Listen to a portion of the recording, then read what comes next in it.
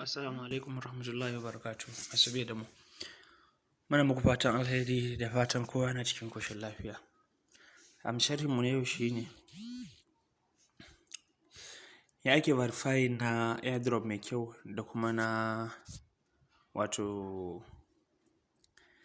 scammers. Wannan shine sharhin mu na yau. Da farko muna roƙonka idan ka kasance sabo a cikin wannan gidan namu, to da Allah ka daure ka danna mana subscribe, kana kuma ka danna mana ƙararrawa, sannan kuma ka danna like, domin haka yana ƙara mana ƙarfin gwiwa. Ga wanda suka kasance sabo, daga nan za ka ga rubuta subscribe, bayan ka danna shi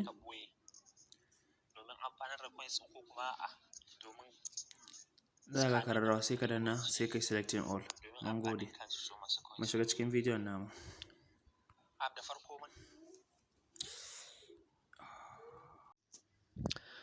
Assalamu alaikum warahmatullahi wabarakatuh. Barkanmu da yau, barka kuma da sake saduwa da mu cikin wani sabon shirin namu. Ina muku barka da safiya kuma da fatan alkhairi. Yau wata sabuwar sharhin mu shine akan shin ko ka san wannan coins ɗin, wato S magnet.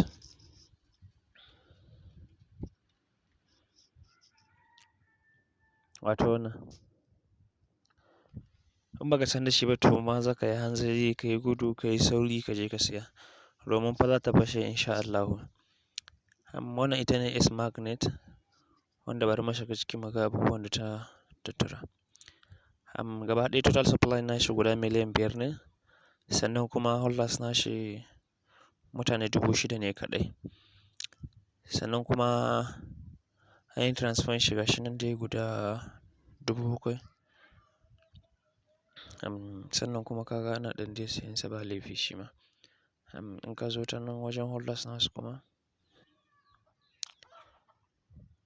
wato develop team, wato wanda suke managing nashi kenan, ko a matsayin wanda za su sa shi a matsayin liquidity, ko kuma a wanda za su riƙe shi domin ganin kasuwan ya yi ƙarfi sosai. Wanda hakan yana da matuƙar amfani wajen 69%. Sannan kuma in ka duba babu wani top holders da suke da shi, duka dai ga su nan ba laifi. Wato yana da matuƙar amfani ka siya wannan coins. Sannan bari mu je mu ga yadda mutane suke faɗi akan wannan coins ɗin. Bari mu je mu gani.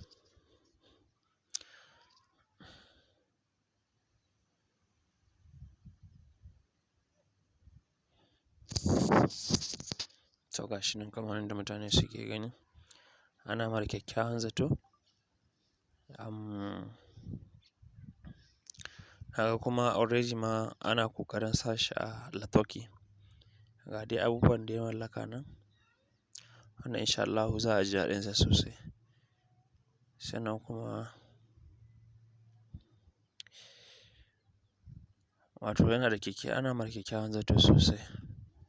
Yanzu haka yana 0.1, amma ana sa mishi ran zai iya zuwa 0.20, wannan 10 to 20 dollar insha Allahu. Kar dai ka bari dai a baka labari. Ya kamata a ce kowa ko da guda kaɗan ne ya mallaka. Insha Allahu za a ga amfanin haka. Na san bai wuce, yanzu tambayan da zai rage maka bai wuce kana sanin ya za ka yi ka saye shi ba. To insha Allahu za mu ajiye ma link a cikin Telegram namu, sannan kuma da wannan control address da za ka yi amfani da shi insha Allahu wajen ka siya. Da farko abin da za ka fara yi shine, idan ka zo Trust Wallet naka, ka buɗe ka shiga daga nan sama, sai ka yi searching S magnet.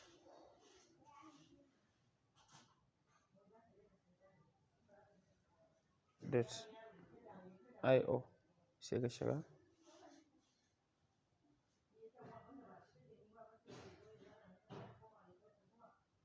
Sai ka zo daga nan sai ka canja shi koma BNB.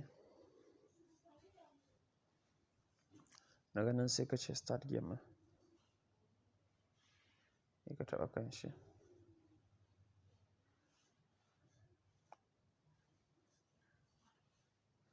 sai ka zo nan, sai ka taɓa kan shi, sai ka zo kan pre-sale gashi nan, sai ka taɓa kan shi,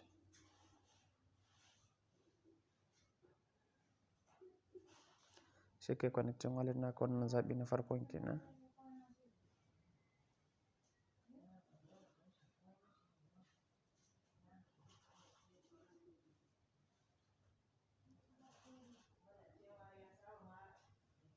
Sai ka zo nan hot pre-sale,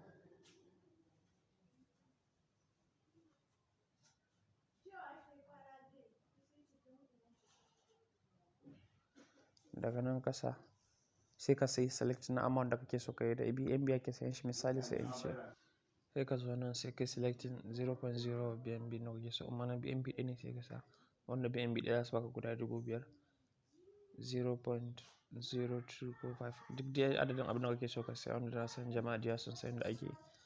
Bayan ka gama sawa a nan,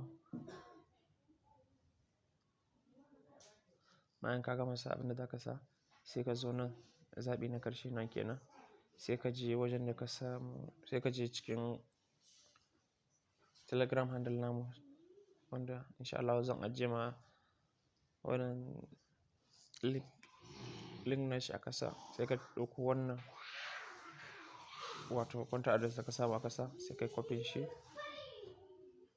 in kai copy shi sai ka zo nan cikin wajen daga zaɓin ƙarshe in sai kai paste na wannan contact address da ka samu,